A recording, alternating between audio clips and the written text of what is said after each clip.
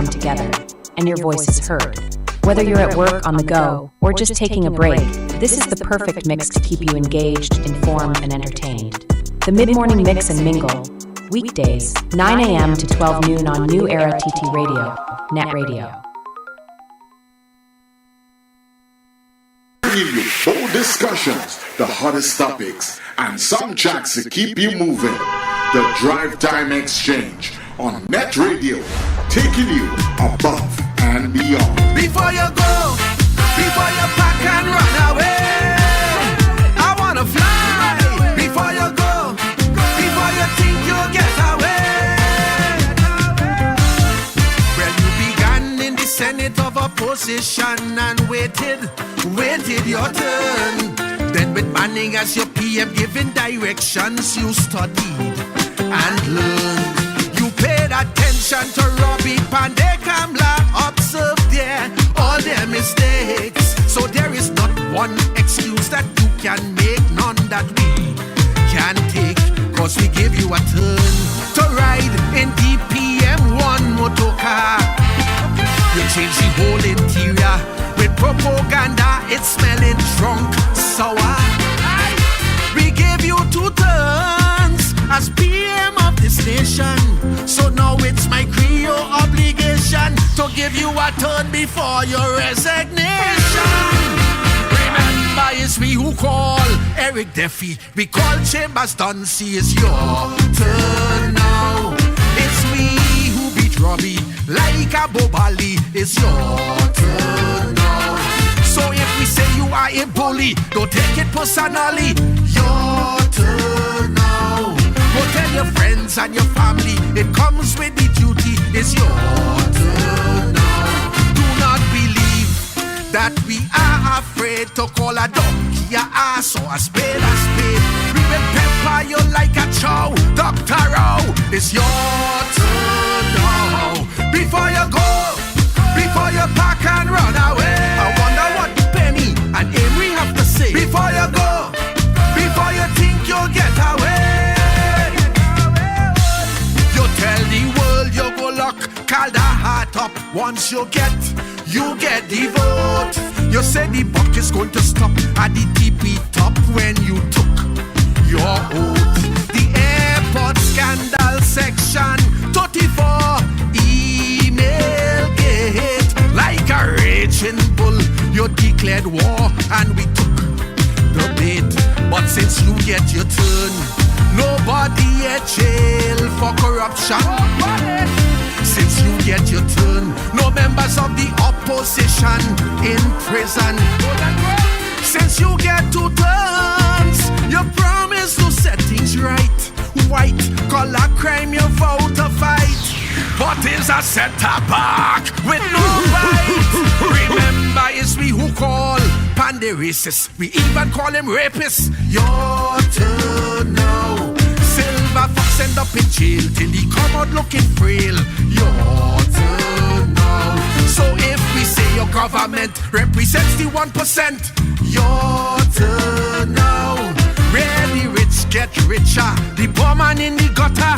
Your turn now. Do not believe your powers of Lekato could overthrow the power of a Calypso. The ancestors wouldn't allow. Dr. Row, your turn now. Before you go, before you pack and run away. So much unemployment, but still you raise your pay. Before you go, before you think you'll get away. All right, as you say, Kaiso. All right, it's now 12 minutes past the hour, 4 o'clock, and of course, it's good to be here with you on this midweek Wednesday. Of course, you are listening to the Drive Time Exchange right here on New Era TT Radio, what we call Net Radio. So get caught up in the net. All right, this is where we hook up with our journalist extraordinaire, Mr. Tony Fraser. Tony, good afternoon to you. Good afternoon to you, Sir Charles, and all our listeners. Wonderful to be here this afternoon. A good choice of Calypso there, Charlo. I try my best. Before you go and run away, he has I think he has retired, resigned, whichever is the appropriate one. The PNM is having its general council meeting this afternoon Right. with its general council or executive, whatever it is. And I'm sure there will be some interesting things coming out of that. Right, Chalo? I'm sure we'll have enough news for in the morning. Yes, absolutely. And tomorrow too, I think it's the afternoon, I'm not too sure of the time just yet. The new Prime Minister, the Prime Minister-elect for the moment, Kamala Prasad Bisesa, as the political leader of the United National Congress, will be sworn in, is scheduled to be sworn in at President's House by the President, and we expect too that her choice of Attorney General will he or she Yes. will also be sworn in.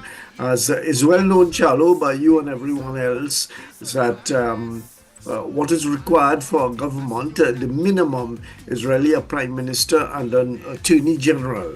So the two will be sworn in tomorrow. Presumably, I don't think that the Prime Minister-elect will swear in or have herself sworn in without an Attorney General. So by tomorrow afternoon, we should know those stories. And here on the afternoon drive, we shall assemble some people to talk about it.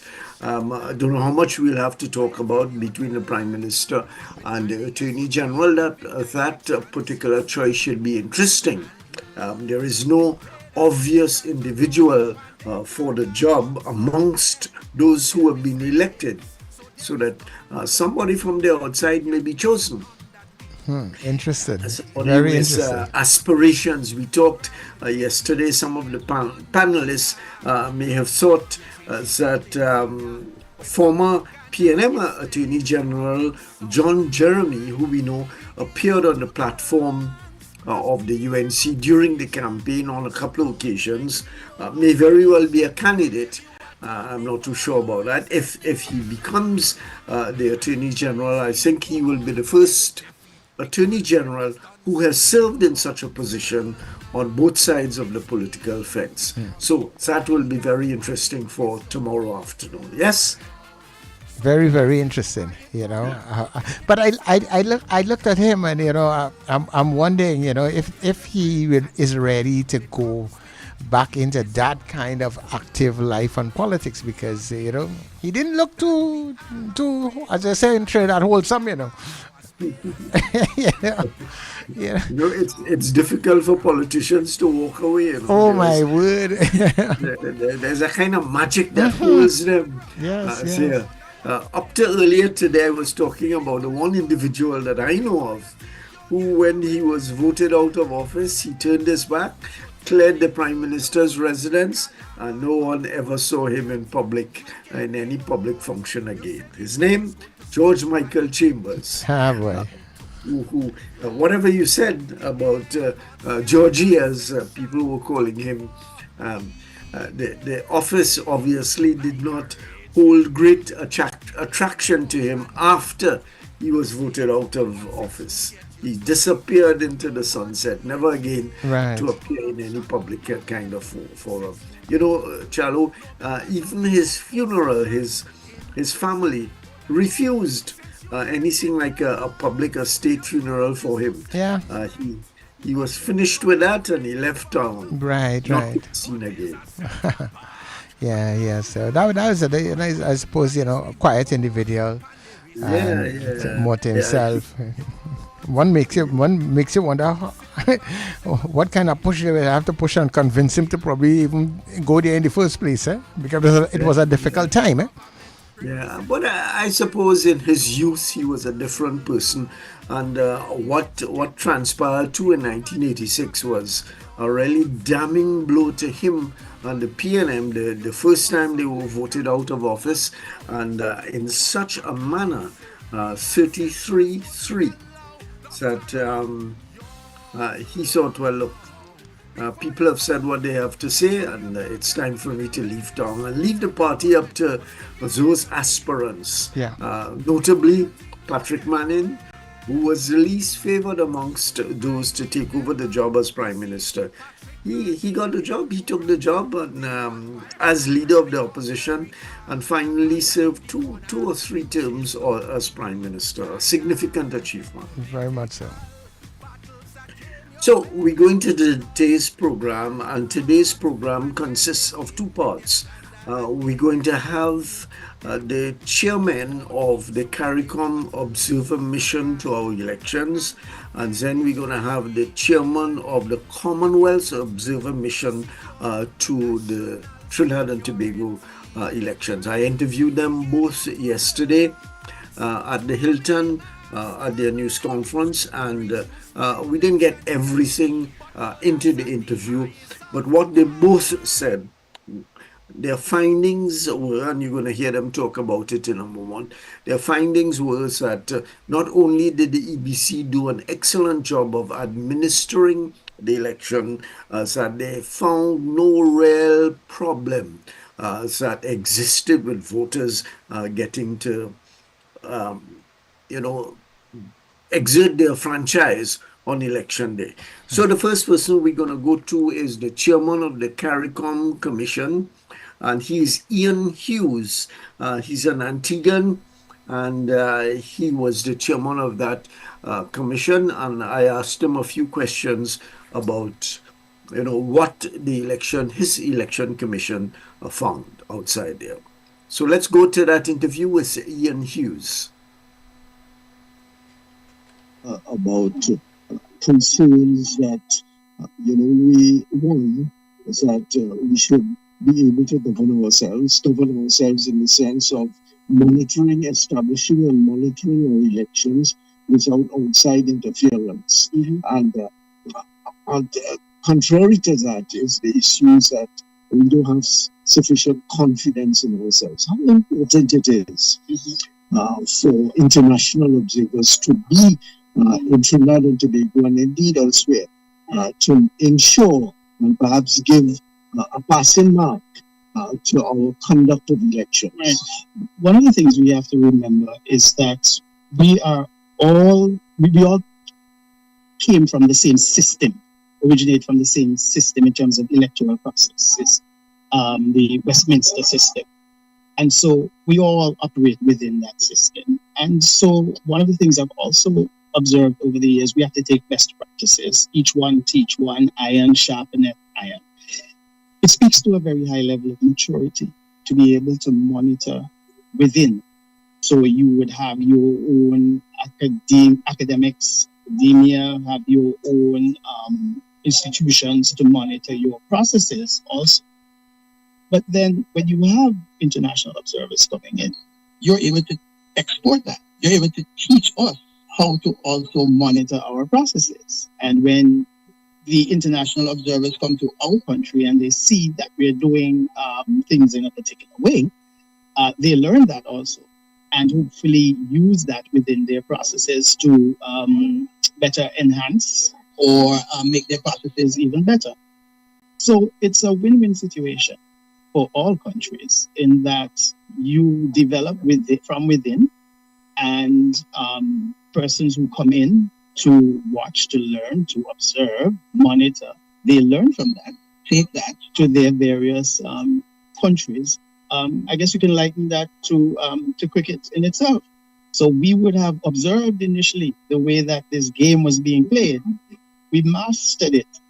And then it was further transformed and, for want of a better term, changed and sort of taken away from us and brought back in a different format. And by that I mean changing of rules and so on and so forth, so that our game would not necessarily be at the pinnacle and remain at the pinnacle based on the way we would have adapted to the game. So which is a good thing. So I guess overall, having the international community being here is that it allows for that exchange, that free exchange of ideas, best practices. What works well for me may not work well for you, but you're able to adapt it. So I think from that perspective, it's a learning process. So, Chairman Hughes, you've said quite a lot about what you observed here.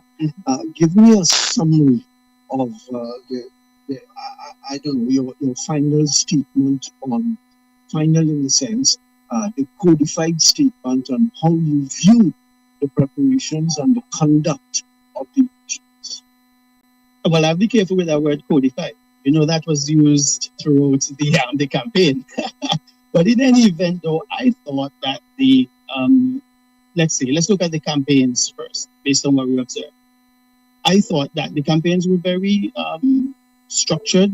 They were engineered in a way to ensure that you exploited, at least for the opposition, that you exploited the various challenges or the cracks, not crooks, but cracks within crevices within the institutions. And you continue to highlight them. Oftentimes it's not what is being said, but who says it. And so if you continue to say that particular situation continues to prove a challenge, and you say it over and over and over, then people believe that what is the case, then you would have achieved your goal. So from that perspective, I think the campaign from that perspective was a good, it appeared to be a very good strategy. I also thought that campaign financing, because that really was brought up by many of the stakeholders that we met with, and who are you invested with? We have to also remember that in a free trade society, but can we get regulations in place so that the smaller parties are then able to participate and get their ideas across to the populace, utilizing social media, utilizing the various platforms, Instagram, TikTok, LinkedIn. I may be calling some old ones because it is Bookface, Facebook. All of these things, the smaller parties use that, and then they're able to reach a particular audience. But in a society like this, where print media, where radio, where television still, in my opinion, plays a major role, how do they then get their message across in that medium? In terms of the EBC, I thought they did an excellent job in terms of the way they managed the process, albeit within the time frame that they had to do it within. But I thought they did really well. You are going to have challenges, and I thought those challenges were surmounted, as noticed, as observed by our team. And as I said, I give the EBC a real passing grade, a high passing grade. As a matter of fact, I give them an A. I thought they did really well considering the pressures that they were under. The poll workers. We went to some of the polling stations. Some were small, some were large, some had AC, some were had their challenges. But people worked, and they worked together, and they brought their baskets, they brought their drinks, and they were sharing amongst each other. So what we would see on the platform in the public space does not translate to what you experience when you are on the ground. And I think that speaks well. That goes well for the electorate and for the people. So, Chairman Hughes, you would say that the team was satisfied that the election was conducted freely and fairly. I am satisfied, and our team is satisfied, and that will be part of our report. Yes, there are one or two small areas that we would bring to the attention of the EBC in terms of, the register. I mean, some of these registers are huge. So it's a matter of, better organizing so that the poll clerks are able to find names quicker, and educating the public to check for their names beforehand, that sort of interaction. At the close of poll and at the opening of poll, I thought that really went well. I sat right through in the polling station where I ended 133-602 in Barataria, Samoa. That's at the Barataria Secondary School. You do well with those names, man. And the presiding officer was Sonia Greenwich. I remember Sonia because that's my mother's name, and Greenwich because I was a former West Indies cricketer. So, but they did really well considering the time. Just to give you the local pronunciation of Taiwan. Sawa. We call it Sawa. Sawa. Here you go, Sawa. Yeah. Thank you very much, Chairman. You're welcome, my friend. Thank you. Yeah, very interesting there, Tony. Yes, and indicating quite clearly that the mission, that's the Caricom mission, has been completely satisfied that the elections were conducted in a fair and free manner and efficient manner by the Elections and Boundaries Commission.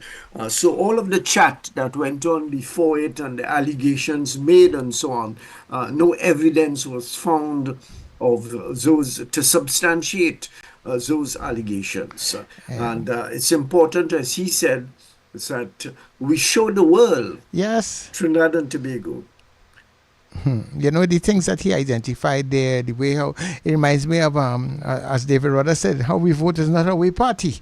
Yes, absolutely. You know, so all that was taking place on the platform and people going back and that sort of thing. I think Trinidad and Tobago, we are very unique when, you know, the way how things play off on election day. I'm sure the police hardly had any work to do because people are of different parties going to vote, no intimidation, nobody wanting to fight nobody, nothing like that. It's very, very important. So that was the chairman of the Caricom Commission as he spoke yesterday at a news conference talking about the findings of the commission, and a full report is going to be delivered to the government, to the EBC, to the opposition on the conduct and what they found about the conduct of the election. And now we have the chairman of the other mission, that's a Commonwealth mission. And for those who may not know, Trinidad and Tobago has been a member of the Commonwealth, which includes 50 plus countries, all of them former British colonies, and they have been joined together in the Commonwealth. And so, and the Commonwealth, just again to remind our listeners, consists of a whole range of countries, from Caribbean countries, tiny islands in the Caribbean, to Guyana, to large countries like India, Canada, the New Zealand, and of course England, and the British royalty being the head of the Commonwealth.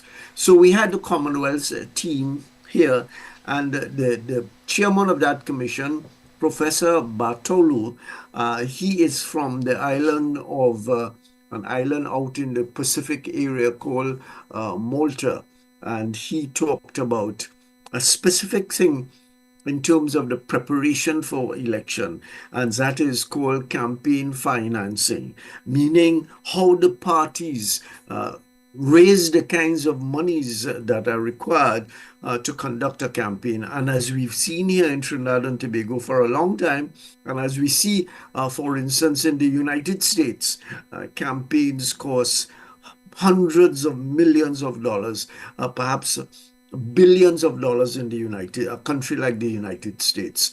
And he talked about the importance of how those parties are funded in terms of their campaigns and what that can mean for democracy. So let's go to Professor Bartolo.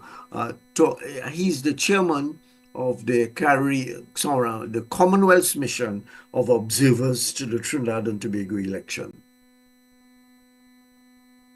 The chairman of the Observer Mission from the Commonwealth. Sorry, I don't know your name, so you can tell our listeners your name. Everybody, Bartolo. From Bartolo. Bartolo from you must know that Bartolo is not overly popular a name in Trinidad, but it exists amongst us. So maybe some of our people came from your part of the world. Chairman, I was particularly concerned. Concerned is perhaps not the right word, but interested is a far better word in your statement with regard to campaign financing. And why? Because it's an issue that has been going on in this country and indeed other parts of the Caribbean for 40, perhaps more than 40 years. And politicians pay lip service to it. but they do not implement, they have not implemented legislation in Trinidad and Tobago to deal with it. How important an issue is it to be concerned about in the country? Very much so. And I tell you, but not by way of consolation, that what you say about the Caribbean not taking it seriously for the last 40 years, I can tell you the rest of the world has not taken it seriously for the rest of the world. We have allowed democracy to deteriorate into a plutocracy, into rule by money, either directly or indirectly. And that is how we destroy democracy. And that is why people all over the world are losing trust in democracy. Because when you have political parties, instead of being financed by public funds, coming from the taxes of citizens or coming from the wealth created by that country, the money then comes from private donors. Once the parties start accepting money from private donors, they are caught between two kinds of pressure, two kinds of forces. On one hand, they have to serve their voters who have voted for them. On the other hand, they have to serve their donors who have given them the money to conduct very expensive political campaigns. That is not only playing with fire, that is burning democracy. And that is why we must do all we can in every country, wherever we are, and wherever there is parliamentary democracy, to save democracy from this. Did you raise it with the political parties and the leaders, the political leaders that you had discussions with? And what were their responses? Did you get a sense that they are really committed, interested? I must say that I don't think so, no. I don't think they are really committed, and I can tell you why.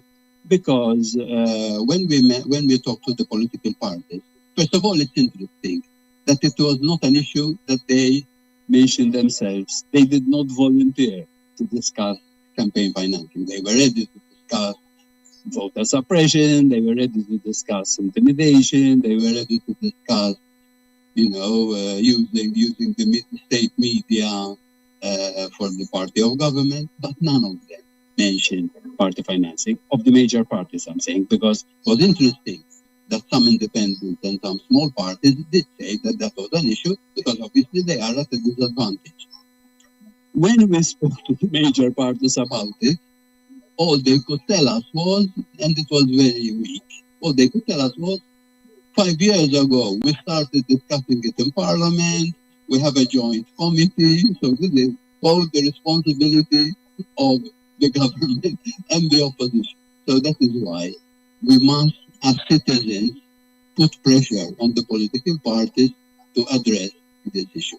So when we talk about the big political parties here in Trinidad and Tobago, and they have sufficient, you just have to look at their campaigns and see the kinds of money. I heard a figure of $40 million. I don't know what the real figure is. What of the smaller parties? Is it impacting on democracy and the development of political parties and fairness and democracies, and the small parties do not have the kind of financing that is required to conduct a decent campaign? They are very much at a disadvantage. And this is how the influence of money not only corrupts, but corrodes and destroys democracy. Let us remember what democracy is all about. It's all about one person, one vote. Once you bring in the money factor, it stops being one money, one vote. It becomes, I have more money than you, so I count more than you. And it is so sad. You know much more than I do that this year is your 100 years since the first election was set. I went to check what happened in 1925, and I found out that only 6% of your people could vote. You had to be over 21 if you were a man. You had to be over 30 if you were a woman, as if being a woman is something less than being a man.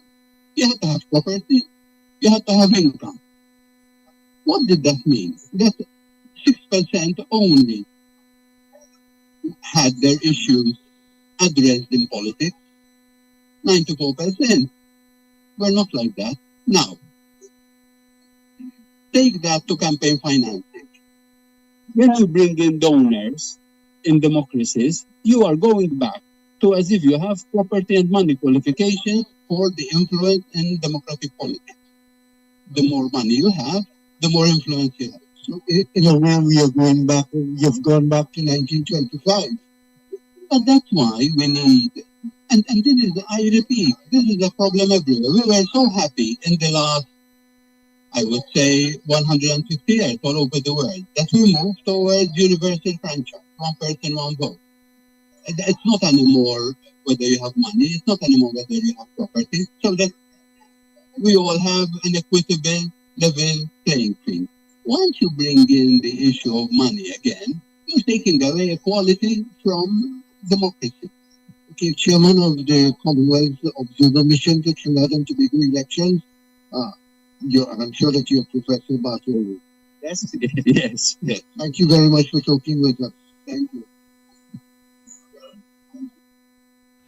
Okay. Yes, Charlo. So that's the first part of our program, and I am sure that you think it important also the point that he made about the democracy being stolen, being shifted away from the average voter. You know, you and I have one vote.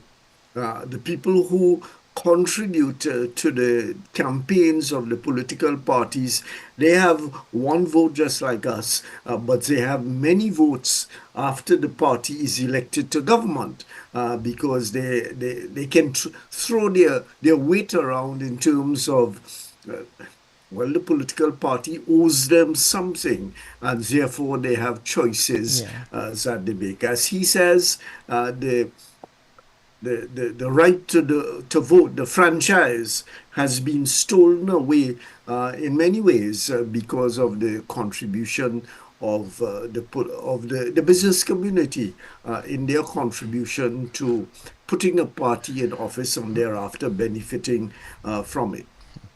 A very important thing, and as he noted, and as I am aware of, campaign finance reform is a discussion that has been going on for 40 years plus.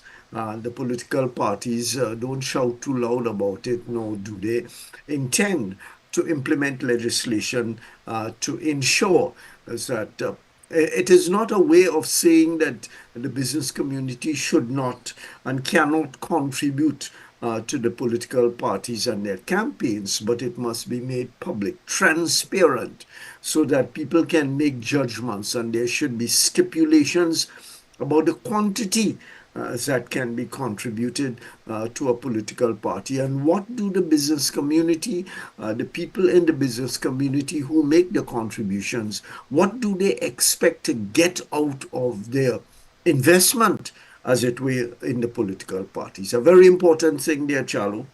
It is. And when it comes to like the campaign financing, looking as you draw the reference to what happens in the U.S., is it much different as to how things are? I mean, because like I am sure there is some difference, because you see where the parties go out and they are raising funds, and they are raising huge funds at different rallies and different meetings and that sort of thing. But all these meetings that we have here in Trinidad and Tobago with our rent-a-crowd and that sort of thing, I don't see any of them making any money for the parties. Yes, you're right, but the big political parties in the U.S. also get massive millions of dollars. An example, Elon Musk made a contribution of over $200 million to the Republican Party, and you see what he got out of it. Yeah, he got to make all kinds of decisions about the political party. But just before we continue with this discussion, let me make our listeners know is that the second part of the program, which is going to start in a minute or two, will be about a book that has been published by a Barbadian-born English cricketer called Roland Butcher. I'm sure that he's well known to people who follow the cricket, and we're going to talk to him in a short while on that matter.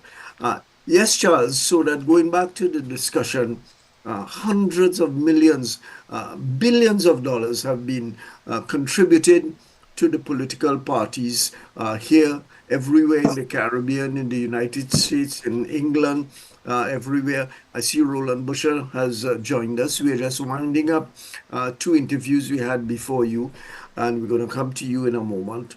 So, Charles, it's a big thing. And as the chairman of the Commonwealth Commission has made clear, it robs people of the democracy. As I said a moment ago, you and I have one vote. Yeah. So too does the chairman of the biggest donor in the country. But subsequent to the election, he has many votes and many interventions to make in the affairs of the nation. Yeah, very strategic how they do their thing. Absolutely.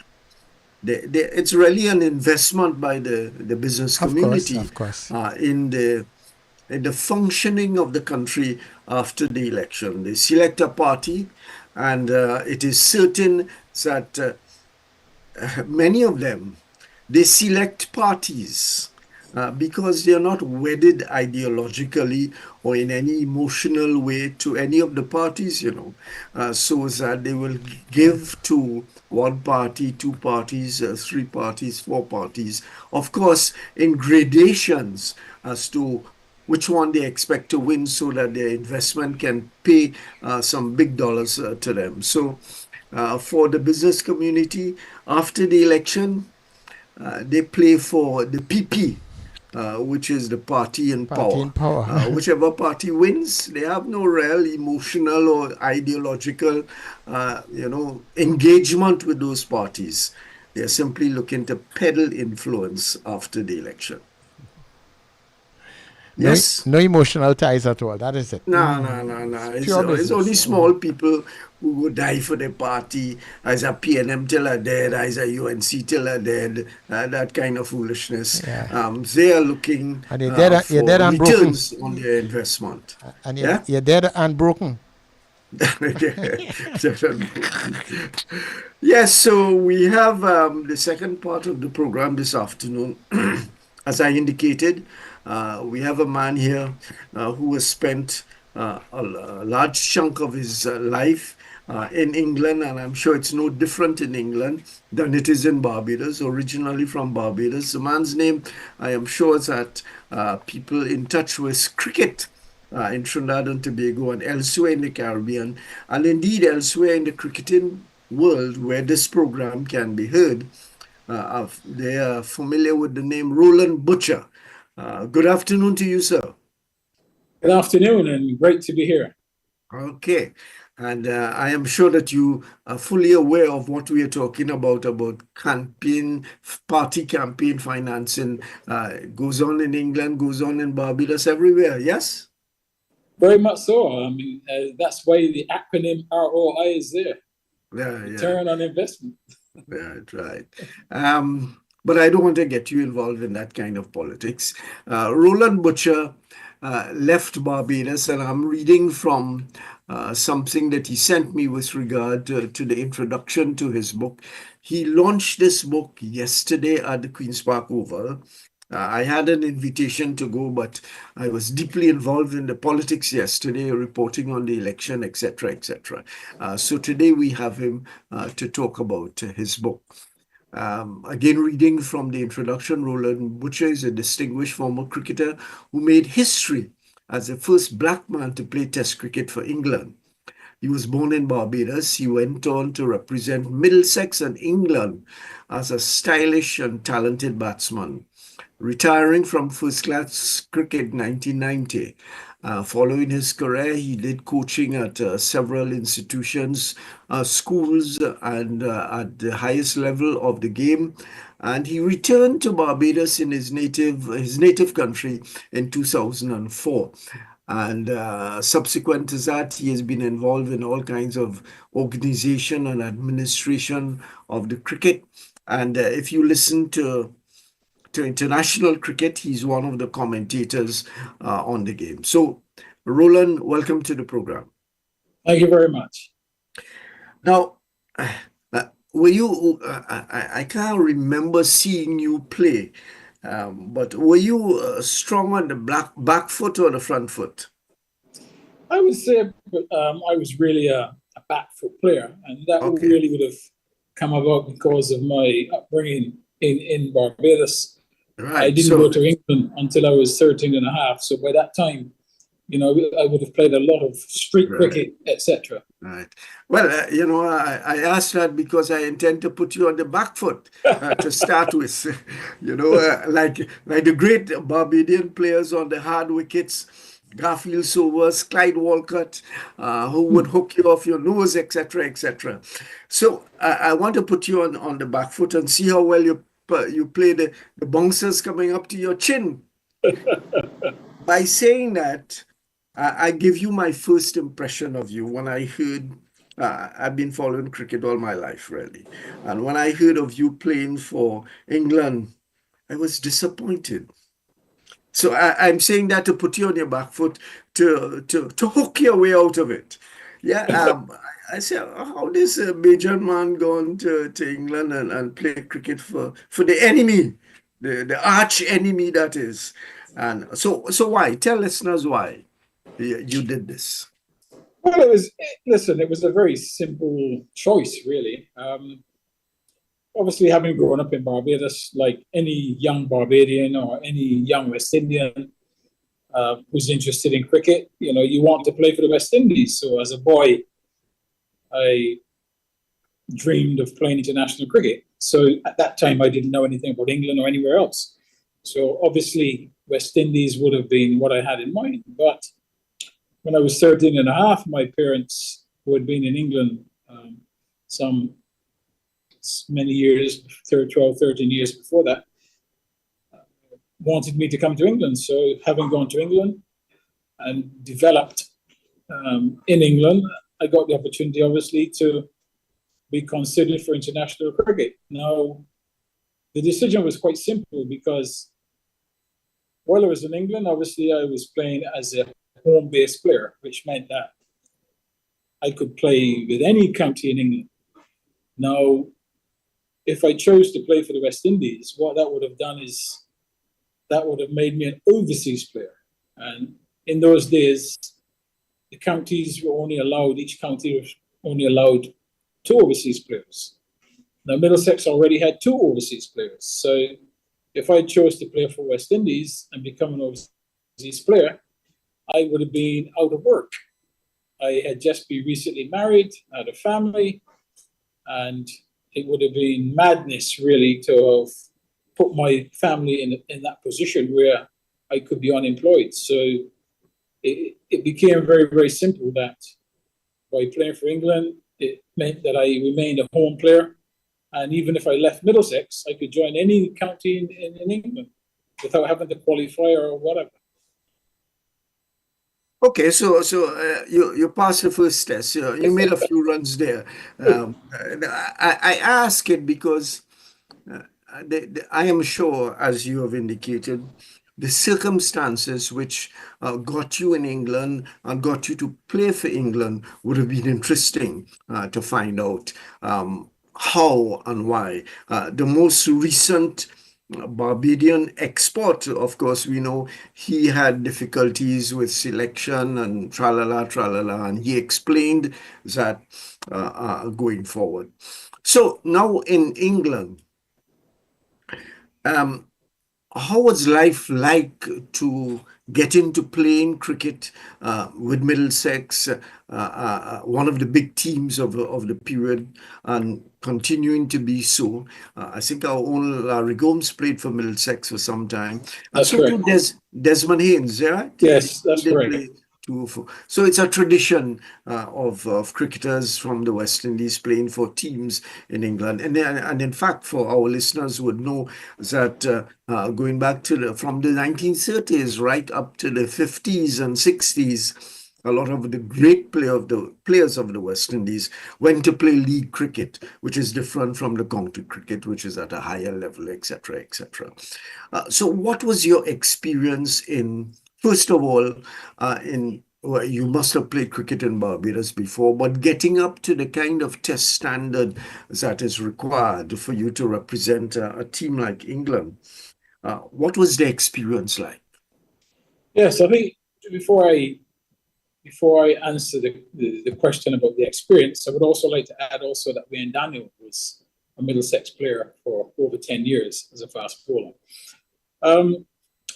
Yeah, to rise into that position where I got the opportunity to play for England, I'd played only basic cricket in Barbados, mainly amongst ourselves, informal cricket in the streets, a little bit of primary school cricket, but that was basically it. So England, the development really came through the opportunity to play in some club cricket. Started in the third 11, developed quite quickly into the second 11, first 11. By 15, I was playing in the club first 11. Then, I had some luck in that one of the players that the club I played for moved to Gloucestershire County Cricket Club to work for the county as a fundraiser. Spoke to the club about myself as a young player they should look at, and they invited me to Gloucestershire for trials, which I did. They liked what they saw. I played 2 summers during the holidays for Gloucestershire as a youth player. Then they sent me up to Lords, to the MCC, where I had a trial with the MCC. At that time, the MCC had a program where it was an apprenticeship program. So they liked what they saw at the MCC, and they signed me on for 2 years. So really those 2 years was when you really learn how to become, because the next step is professional cricket. So it's an apprenticeship on how to be a first-class cricketer. I was there at the same time. Ian Bothan and myself were at the MCC together.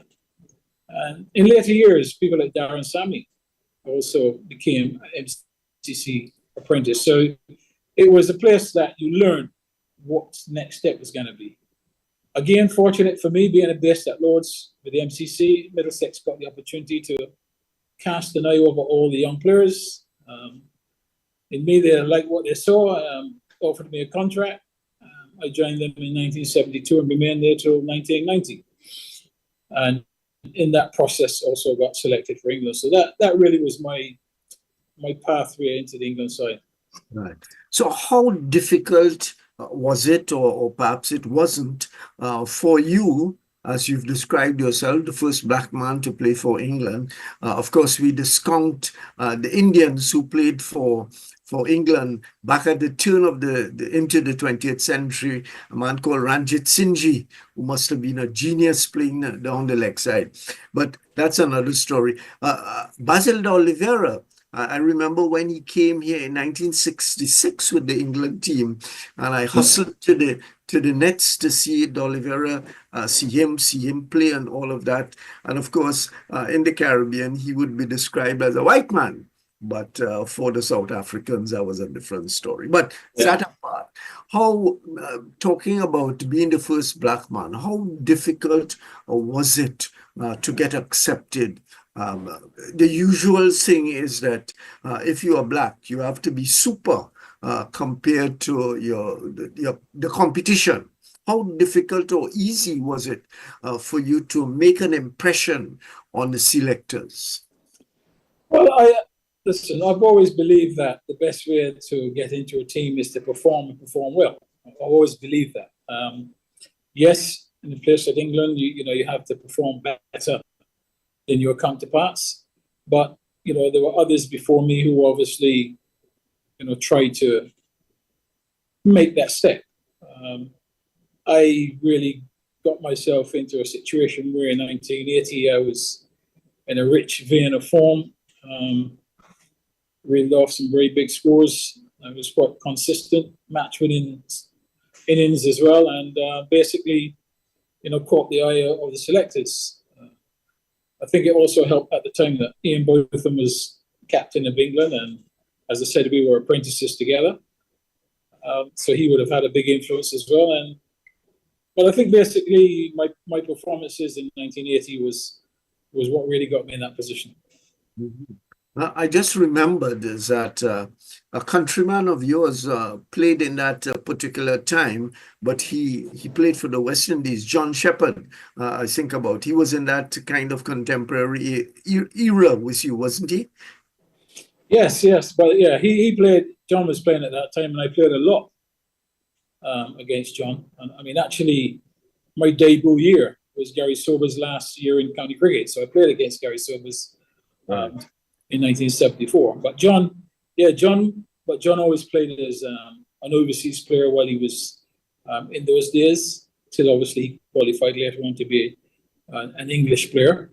But he was played there for Kent, if I remember correctly. He played for Kent, yeah. Right.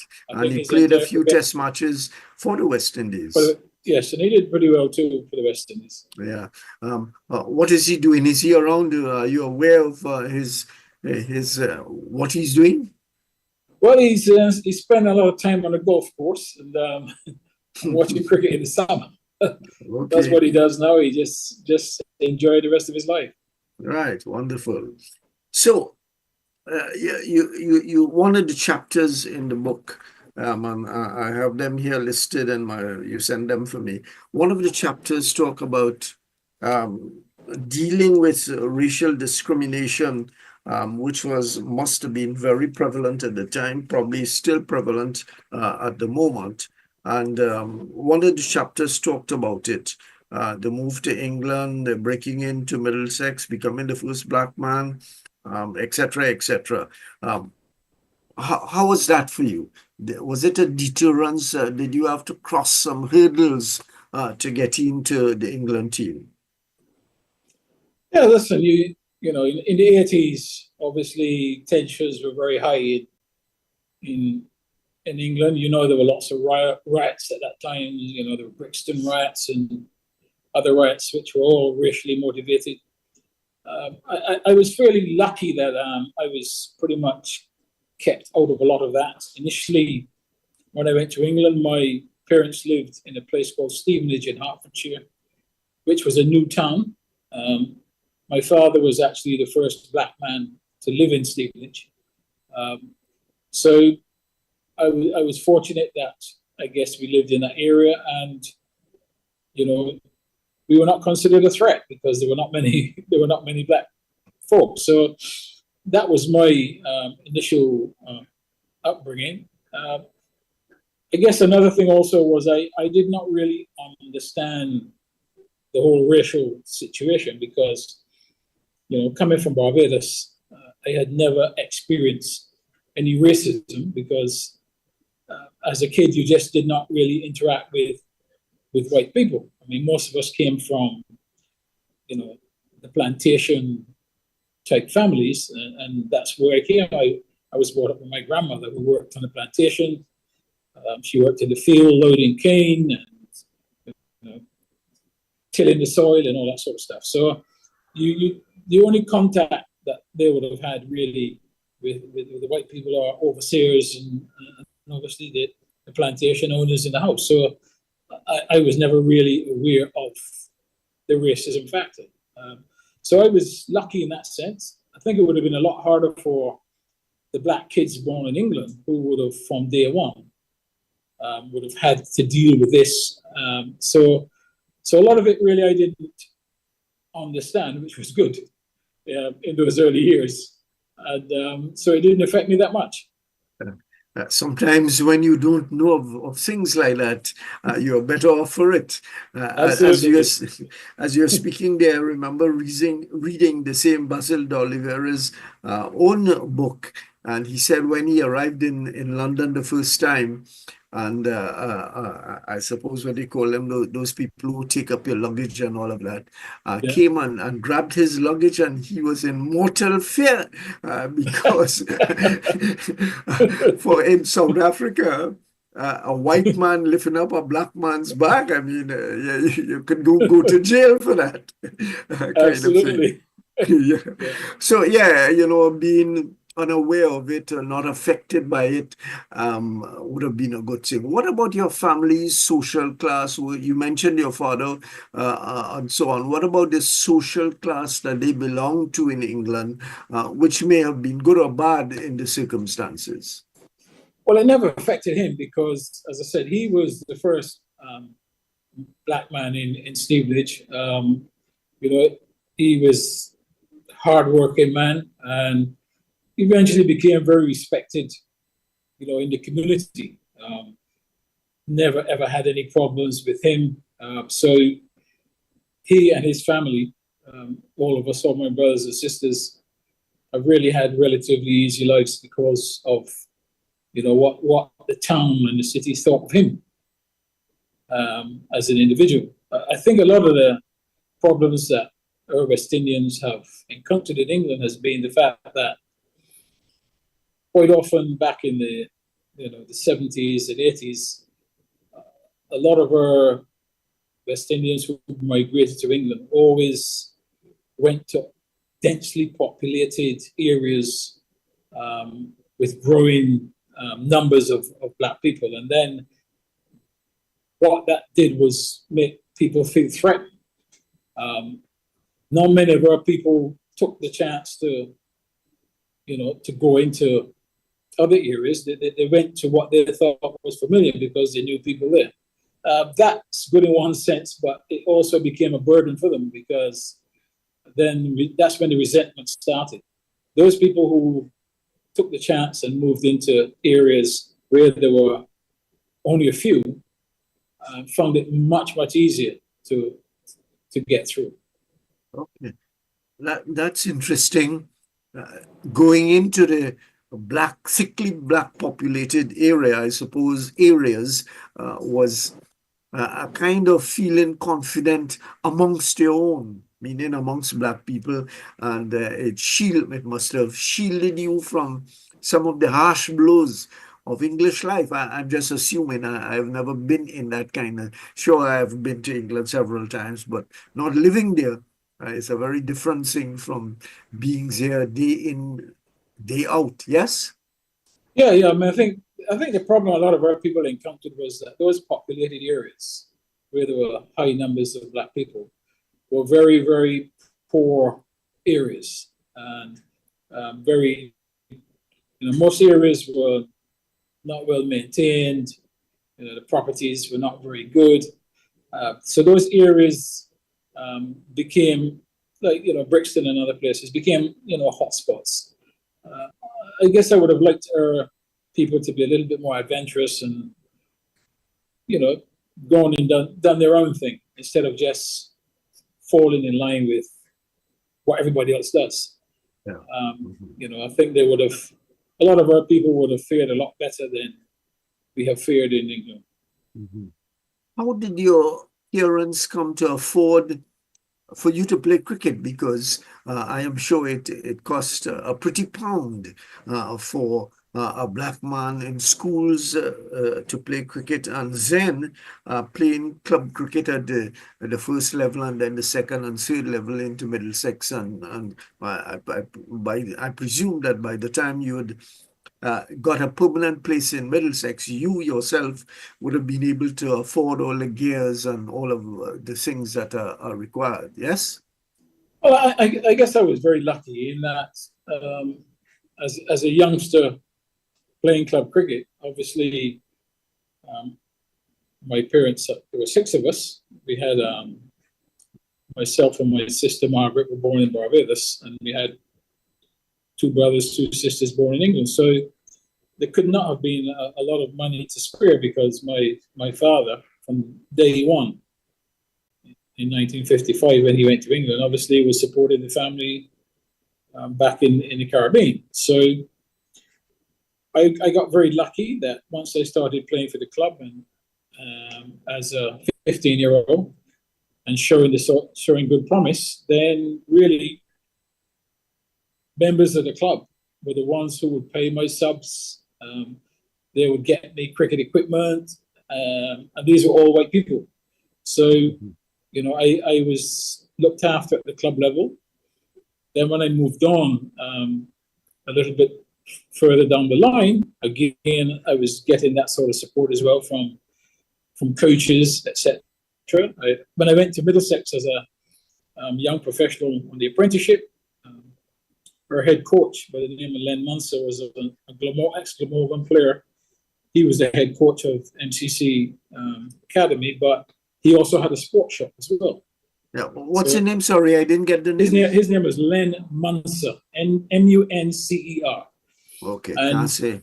He was a first-class cricketer. And the assistant coach was a gentleman by the name of Harry Sharp, with an E on the end. Now, Harry Sharp was an ex-Middlesex player. Yeah. Those two really took to me, and you know, Len Muncer, when I needed a bat, he would say, "Come around to the shop, you know, pick one out, pads, etc." So I was well looked after, and obviously, as an apprentice, the money was not. It was not my main motivation at that time. Obviously, I was just wanting to be a first-class cricketer, because my salary to start with in 1970 with the MCC Young Professionals was £8 a week. And because I lived 25 miles away from the ground, they afforded me the luxury of an extra £2 a week, which made it £10. Now that, you know, £10 a week, but my train fare from Stevenage, where I live with my parents, to London, King's Cross, was £5.20. Then I had to take the underground tube from King's Cross to Baker Street, and then a bus from Baker Street to Lord's, and on a daily basis. So you could understand that at the end of the week, I was out of pocket. So that's how it was to start with. It was quite hard then, but you know, as with everything else, you know, it gets better. And I did that for 2 years, and then obviously when I became a full-time professional in 72, things got better. Yeah. All right. So for our listeners, we are chatting with Roland Butcher, who has been the first black man to represent England, playing for England as a batsman. And he told me that he was good on the back foot. He learned that in Barbados before, on the hard wickets of Kensington, before he went to England. So he carried the style with him to England. So Roland, you must have made an impression on the Middlesex selectors, and then ultimately the selectors of the England team. How well do you remember some of the cricketers walk around with the stats in their pockets to ensure that they tell the full story? How successful were you in the build-up to getting onto the first team, and thereafter winning a place and then retaining the place in the Middlesex team? To add to that, who were some of the players, the top players in the Middlesex team when you got in? Right, when I joined Middlesex in 1972, it was the back end of some of the stalwarts of Middlesex and England cricketers at that time. So we still had in the team Fred Titmus, and John Murray.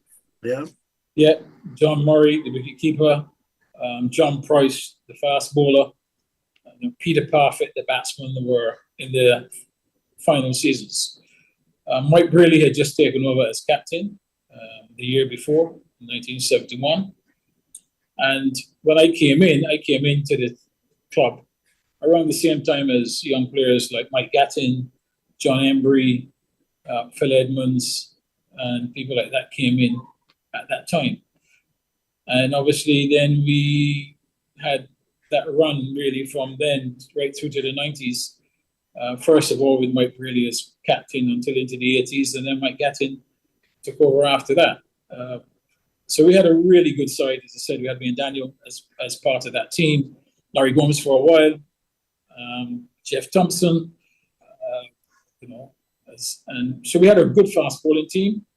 And then we also had, 2, 3 of the top spinners in England and some very good fielders. So I was fortunate to be in that side. And, there was a time where we had 5 black players in the Middlesex team. Yeah, okay. They were myself, Wayne Daniel, Will Slack from St Vincent, who also went on to play for England. Mm-hmm. Neil Williams from St Vincent, he also went on to play for England. Norman Cowens from Jamaica, he also played for England. And then in later years, also Ricky Elcock. So he was the 6th one. But the 5 of us used to play in the same team. So it was 5 of us and 6 white English players. What a thing! That must have been quite a sight and quite an achievement at that point in time. You talk about Mike Braley, who's reputed to have been one of the great captains, thinking capacity and ability to assess a situation. How good was he really? I think what's been written about him is very true. I mean, he really was a master captaincy. What he did well was to, he read people very well. He also entrusted young players with responsibility. And he wanted to cultivate a team of leaders on the field. And one of the ways that he did that was, particularly when you were a young player, you just come into the side. And really in those days, what was happening in English cricket and all the other teams were that the older, more experienced players ran the team. So a young player coming into the team had to sit and just be quiet. The old saying, be seen and not heard. So that was very prevalent amongst the county clubs in England. But what Mike Braley did as a captain was he had different thoughts to that. And so a young player coming into the team, particularly, you'd go onto the field and Mike Braley, he would walk up to someone even playing his first game as the game unfolds. And he would say something like, Roland, when Daniel is coming to the end of his spell at the nursery, and, who would you bowl from that and next? As a young player, a lot of the young players, their mouths was just open wide and can't speak because it is something they've never experienced, because young players are supposed to be seen and not heard. But what it did was that even those players who couldn't utter a word at that moment in time were determined that it would never happen again. So they were always thinking that the captain, he can answer a question at any time and they must have an answer. So he effectively ended up with having 11 thinking players on the field, acting as 11 captains and not just one captain, which made his job quite easy. So that was one of his great skills. Obviously, tactically, he was very good. And his management of individuals, he didn't treat everybody the same way, And to me, he really was like a father figure to me, and we got on really well. He trusted my judgment. He has written a lot about it in his books, and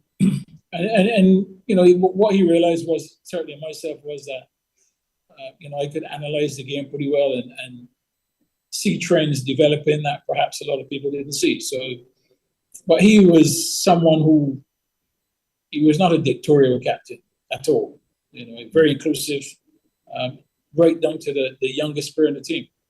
Yeah, and he he had something of a short career playing for England, but significant as captain in some games, some series, and so on. You talk about Wayne Daniel. How did you fare against him in the nets? He must have been pretty hot stuff at that point in time. It was, but I mean, listen, that prepared you for when you had to play against Sylvester Clarke and others, and Andy Roberts and Michael Hogan. So to have somebody like Wayne Daniel on your team, you got the sort of practice that when you played against those other guys, it would come in handy. And Wayne was really a gentle giant. He was really too nice for a quick bowler, really. Mm-hmm. Yeah, I suppose to England, an Australian batsman, he wasn't, the giant part might have been there, but the gentle part may not have been there. So we're talking with Roland Butcher.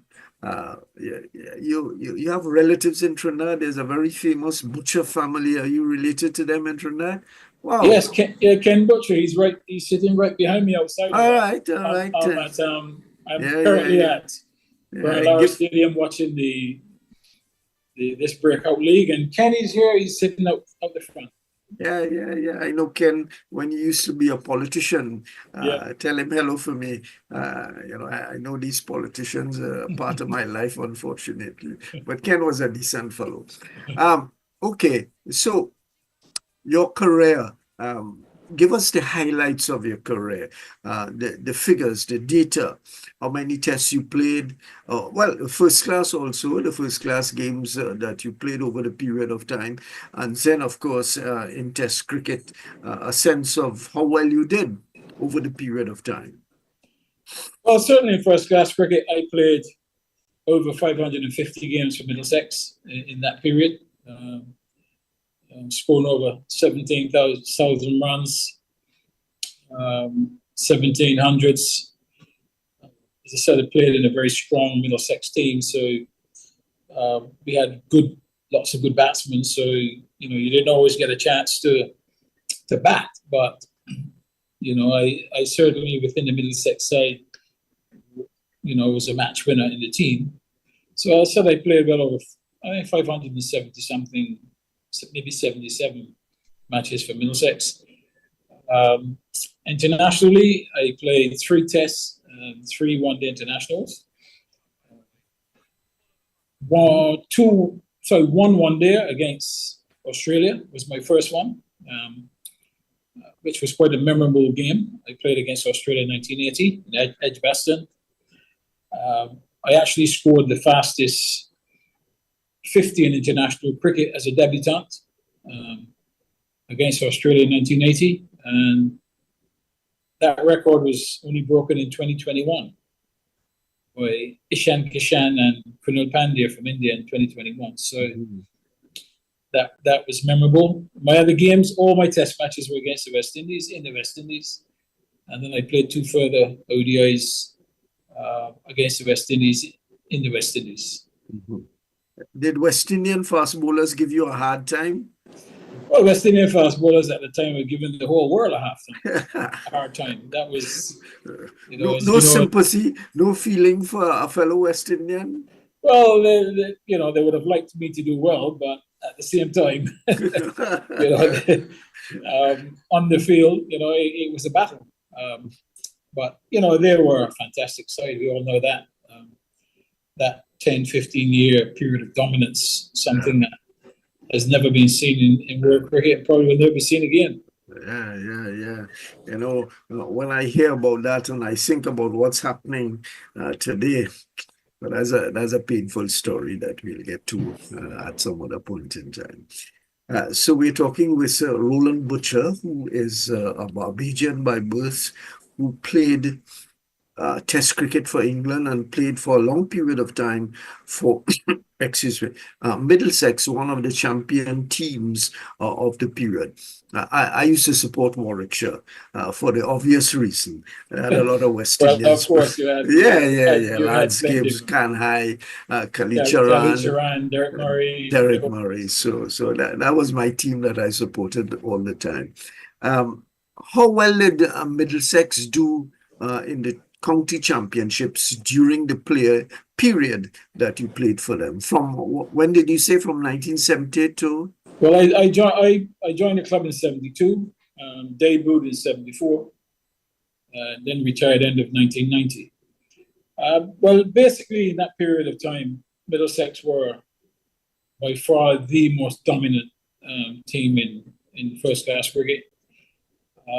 We won, in my time, I won 13 trophies at Middlesex, in terms of 6 championships and 7 one-day cups. So we were extremely successful. Middlesex have never had a period of dominance since then.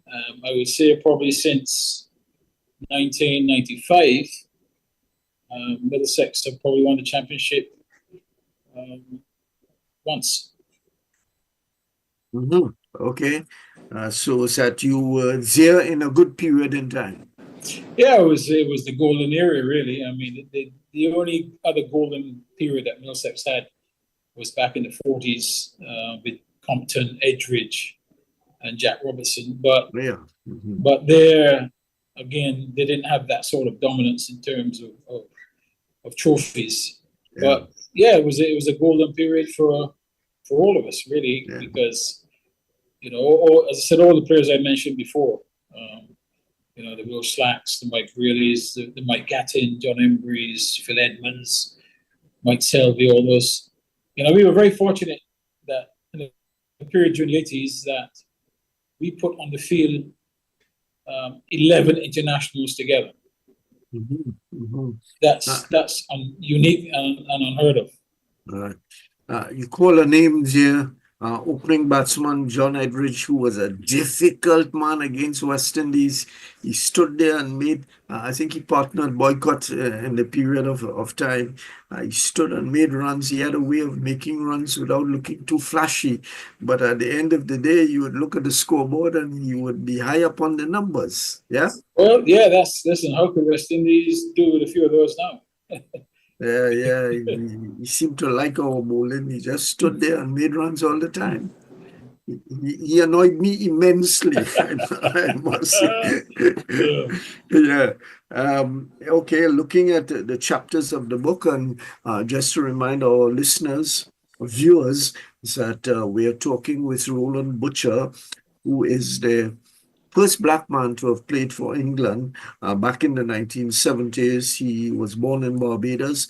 His family went to Britain. There was a period of time when a lot of black West Indians generally were going to England. The famous boats, the Golfito and the Windrush generation, going to England for all different kinds of purposes, obviously to advance their status in the world. Did you at any point in time think that perhaps you might have wanted to play for the West Indies instead of England? Well, I think only when I was a kid, really. Back in the West Indies, yes, obviously that was my dream to do that. As a kid, I would watch all the great players playing cricket, Sir Frank, Sir Gary, Rohan Kanai, Seymour Nurse, all these Basil Butcher, all these great players, playing the game. Is there a relationship with the Guyanese Basil Butcher also? Yes, he is a very close family. Yes, my grandmother, his Basil's father had to call my grandmother aunt. So very close in the family. His father, Ethelbert, emigrated to Guyana. Okay. And so the Butcher is really Bajan. Very Bajan. Guyana. Just like is that the same thing in Trinidad? Ken Butcher, they're Barbadian too. All the time I know you as a Bajan man.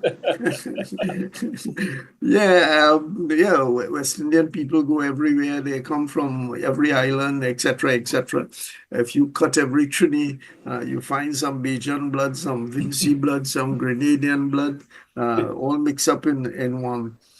The West Indies tours. That's one of the chapters in the book. Tell us about that. Yeah, the chapters on the West Indies tour really just talks about that series. Really started off with the first test match actually was played here in Trinidad. West Indies actually won that test match. I didn't play in that first test. We went to Guyana for the second test. Sorry, which tour you're talking about there? What year? 1981. 1981, okay. 81. So the second test, we went to Guyana, and Bob Willis, our vice captain and fast bowler, had got injured in Trinidad. In Guyana, then he was replaced by Robin Chapman. Oh, yeah. A couple of days before the test was about to begin, someone spoke with Sir Forbes Burnham. Robin Chapman's entry permit was revoked. All the political wrangling started there between the English Foreign Office and etc. But the result of that was the cancellation of the test match. I probably would have made my debut in that test match in Guyana, but because it was cancelled, we then moved to Barbados, and I was chosen to play in my first test match in Barbados, obviously the place of my birth, which I did. Also in the book that talks about that particular test match, the very happy beginning, obviously playing in front of my family and friends, etc. Yeah, how did it feel walking out at Kensington, bat in hand and Bajans all over the place? Did they give you a hard time or they welcomed you? No. Listen, the reception was unreal. I mean, I was really treated by the fans as a returning emperor, and that really was fantastic. So that was the early part of the test match, which was very joyful, but that joy soon turned to sadness because on day 2, our assistant manager, Ken Barrington, had a heart attack and passed away. So that was in the middle of my first test match, which not only put a dampener on that particular test match, but really the rest of the series. As we had to try and play the game against the best team in the world, but at the same time, with that in the back of your mind. But then we went on to play the next test match in Antigua, which was the very first test match ever played in Antigua. So that was significant. That's also in the book. And then my final test match of that series, the third one in Jamaica. And really the reception that I received in all the countries was quite amazing. Okay. Yeah. What were your scores in those first games that you played? I think first test matches that first test match. I think I got 17. I think 17 in the first innings. I think I got no in the second innings. 20 odd in Antigua. Got 36 in Jamaica. So those I was really coming to grips with things in that final test match in Jamaica, which was perhaps on the most difficult of the pitches as well. Yeah. But then obviously returning to England in 81 was a time of great change in England's setup. Lots of players were dropped from the side. That was the year when England used 4 different captains during 1981 after we got back to England. Ian Botham was fired after we got back to England. David Gower had his go, John Embry, and then Mike Brady came in at the end and saved the summer with the famous Botham Ashes. So it's pretty much, it's all there to be read. Well, I'm sure that you would have liked to have been more successful at the test match level playing for England. Yeah, of course. It's a desire of every batsman who walks to the crease. Yeah, of course. I mean, as I said, from a kid, that's all I dreamed of is, playing test cricket. That's the only cricket that was available then. There was no T20, but yeah, I mean that's the dream you had to be, to be doing what the likes of Sobers and Canna and those guys were doing. Yeah. I remember the 81 tour. The game here in Trinidad was a very controversial time. There was something of a mini riot outside the Oval. I remember being there as a reporter, and some people got loaded onto a police van who were protesting the inclusion of Jackman to play here in the game. I don't even remember how we played and what happened, but the most important thing, or the most memorable thing, were the protests outside the Oval. I can feel it now on Tragreet Road. I got away from being locked up because I was a reporter. I was a reporter observing, and the police officers obviously didn't think I was a protester in that kind of way. We're talking with Roland Butcher, who has written a book, and the name of the book is Breaking. I have it here. Breaking Barriers, Barbados to England and Back. The first black man to play Test cricket for England. How did that feel? Yeah, well, listen, it felt great. I mean, the fulfillment of a lifelong ambition to play Test cricket felt great then. And then later on, obviously, it felt much better later on when it really sank in that, you were the first black man to play and you were opening doors for others, giving them belief and motivation that if they work hard, they too could achieve. That made me feel very good. Yeah. Of course, there has been a stream of black players who subsequently played for England. Trying to remember, remind us of some of those players. A fast bowler called Little, I think, etc. Well, you had obviously the fight. You had the Fort Middlesex in Neil Williams. You had Will Slack. You had Norman Cowens. You had Ricky Alcott. Then outside of that, you had Devon Malcolm. Chris Lewis, Gladstone Small, and then you go down the line. Right down to right now, Joe Archer. Yes. And obviously lately, you've got Jacob Bethel, even though he's a white Barbadian, but he's still a West Indian born. Yeah. Malcolm had a little bit of a contest with a fella from Antigua, and he was bouncing him frequently, and Viv was putting him to the mid-wicket boundary. It was a wonderful contest. Some of the video is still online. I see it every now and again. Yeah. Malcolm was quick, wasn't he?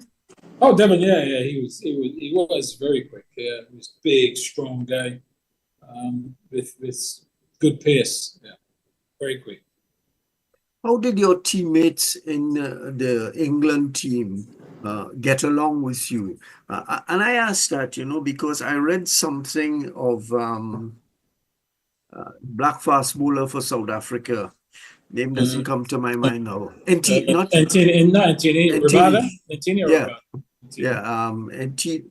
Antini is the present one. Rabada is the present. No, not yes. And Antini chose in something that he has written to run to the hotel after the game rather than instead of getting on the bus. Yeah, rather than being in the bus with some of his teammates. How was it like for you? Well, it was nothing like that. It was nothing like that for me, I can assure you. I got on very well with my teammates. Even the person who most people have the impression that he's the most difficult guy to get on with in Jeffrey Boycott, I got on really well with Jeffrey. Okay. So, I had no issues at all in the team. I think what probably helped me was the fact that within the England team, there were a lot of Middlesex players as well. So I was in the same team as Mike Gattin, John Embry, Paul Dunton. They were all Middlesex players. And obviously the captain was Ian Botham, who obviously, was my friend for a long time before that. And obviously the others I had played against for years, Graham Gooch, David Gower, all those guys. So, I fitted in very easily, and had no problems in terms of how I was treated. Yeah, yeah. As you said, Boycott is a man who has a history of conflict with all kinds of people. And, there is a story that he relates himself as that I die in laughter every time he relates it. He says that every time he goes to Barbados, there is a fella called Peter Lashley who bowled him with a donkey drop, and Peter Lashley never lets him forget it. That must be very painful for him. So yes, the relationship with your teammates wasn't difficult. Not at all. Even to this day, we are still very close friends. In actual fact, when I go back to Barbados tomorrow, Mike Gattin is in Barbados tomorrow, and myself, Wayne Daniel, and Desmond Haynes, all Middlesex players, we've got a date together on Thursday, on Friday. We're meeting together on Friday, so we're still very good friends even now. Yeah, I could imagine the whole talk that will be going on amongst you fellas. Yeah. Yeah. Okay, so we come down to another chapter in the book, Life Beyond Cricket. How has it been? Well, life beyond cricket really has been great for me because, after my retirement from the game, I was into cricket and football coaching. I'm a UEFA qualified football coach. Okay, that's interesting. Not many top class cricketers share the spotlight in football also. Yeah. I mean, that started from when I was a professional player, because in the early days, your contracts basically were from April to the end of September, and obviously from October on you had to do other things. So I played football semi-professionally for those early years, and as a result of that, I really got into coaching. I spent 10 years as a soccer school coach at Arsenal Football Club. Then I actually then did my UEFA B license. I did that course with Brendan Rodgers, who finally became Liverpool. He became Watford, Liverpool, Celtic, Leicester manager. So we met on the course, got on really well, had good conversations. After the course finished, a few months later, he called me and to say, listen, I have just been appointed as the academy director at Reading Football Club. I want you to come and work with me. So I went and worked at Reading Football Club with him as a coach. While that was going on, Jose Mourinho was at Chelsea. Saw what Brendan was doing as a young man, so he encouraged him away from Reading to Chelsea. Obviously, much bigger club. Brendan went to Chelsea. I stayed for a while.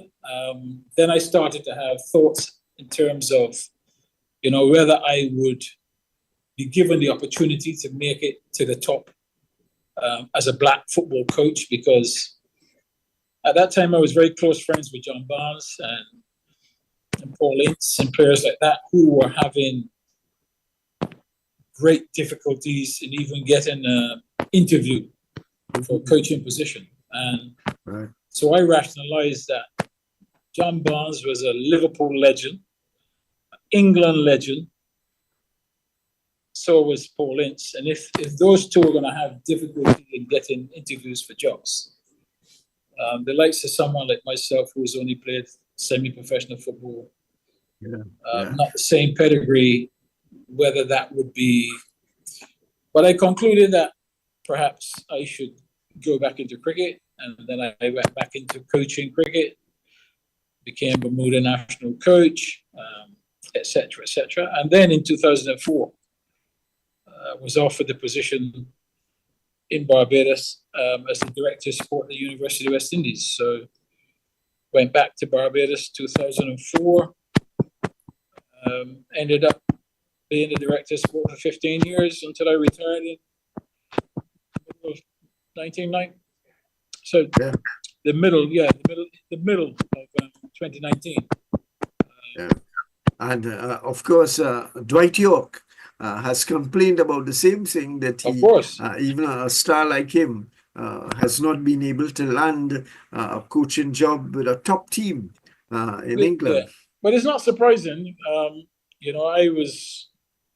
A year ago, I was at an event for the Black Footballers Association, and some of the statistics that they give was quite staggering.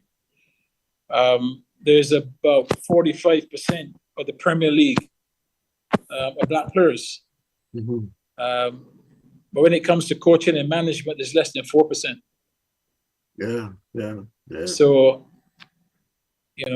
the message there is that really playing is okay, but managing or coaching opportunities are far and few between.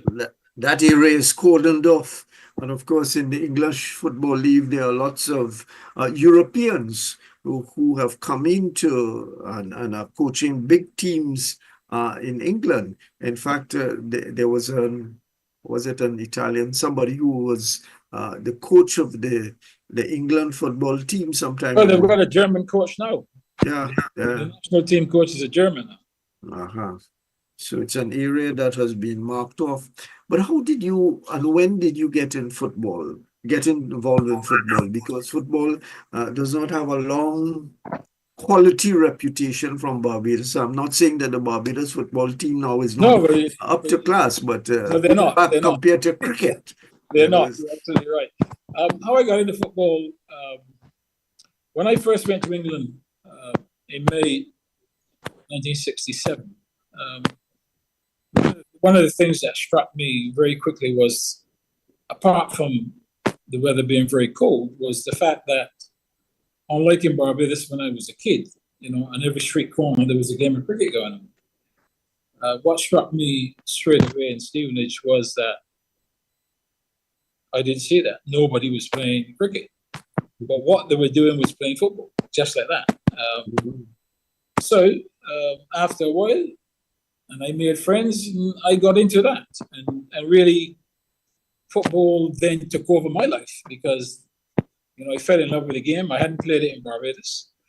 I fell in love with the game and just played it for, it was a joy to play. And later on, as I said, I earned a living from playing it as a player and a coach. And again, I have to be thankful for football because football is the reason why I actually got back into cricket. Because what we did at weekends as kids would be to go to the local park, put down some makeshift goals, and we played football for hours on end. And that's what we did on Saturdays and Sundays. This particular Sunday, we were playing cricket in the park. We usually started around 10 o'clock. This was about 1 o'clock in the afternoon. We were just about packing up to go home when some guys came onto the field, put up some stumps because the field's a multi-sport. Put up some stumps, wandered over to our group and said, listen guys, we've got a cricket game going on here and we're a few players short. Would any of you guys like to play? And the response from the group was, no, not really. We've been here for 3 hours. We're cold. We're hungry. We need to go home. But one of my friends, a guy by the name of Graham Hopkins, he said to me, you like cricket. You're always talking to me about cricket, what you did in Barbados. Why don't you play? And I said, no, I don't want to play. But eventually he persuaded me to play. So I went home and told my mother and came back, played. This was for the Stevenage 3rd-11. Didn't do a great deal. I took 2 catches, I think, and maybe scored a dozen runs. But after that, they said, look, would you like to come and play again next week? And as they say, I went to play next week, gravitated very quickly into the second 11, then into the first 11 when I was 15 years of age. As I say, the rest is history. So football was the mechanism for me to get back into cricket. All right, Roland Butcher, what made you determine from the introduction here? I see that you returned to Barbados early 2000 something. What made you determine, after an adult life really in England, what made you determine to return to Barbados? I'll be honest with you. I returned to Barbados many times for holidays. That was it. And really, that was always the plan, to only do that. Holidays. I had no intentions of really coming back to live in Barbados because all my family were in England. My parents, my brothers and sisters, their kids, my kids.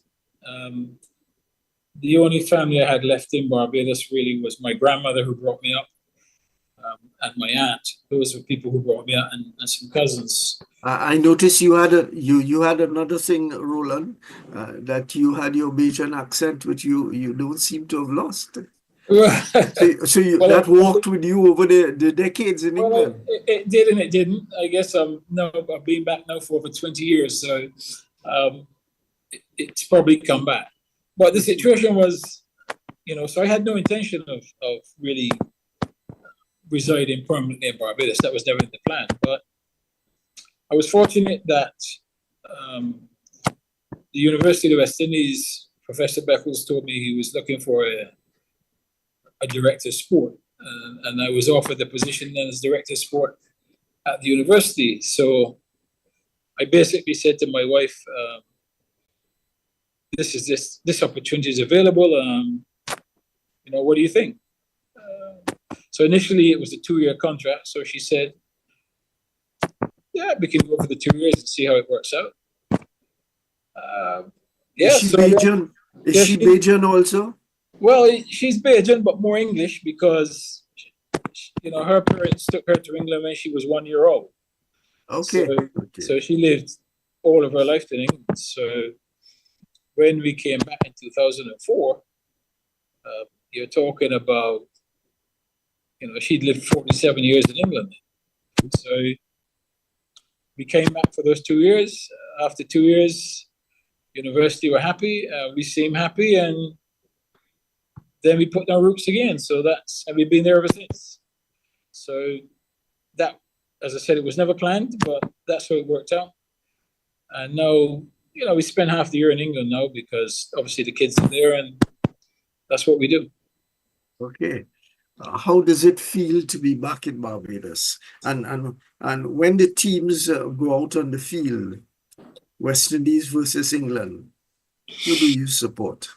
Well, I mean, I like to see you playing on the back foot on that question. Right. Yeah.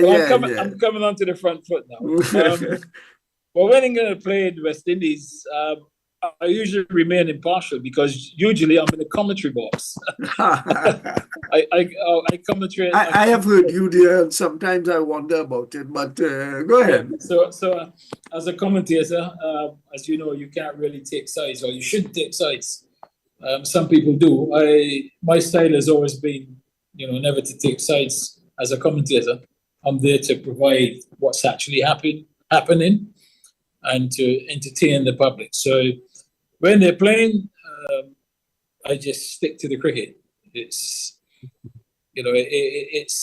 I'm very proud of being West Indian, and I'm also very proud of having played for England. Yeah. So you're in the middle there somewhere?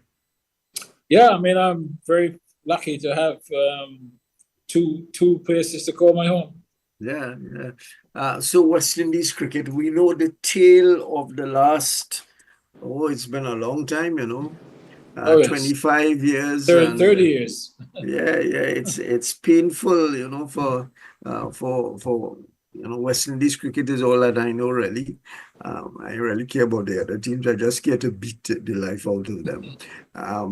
But how do you see us, and I mean West Indies, getting out of this rut? It's more than a rut, it's a deep hole that we've been in for all this time.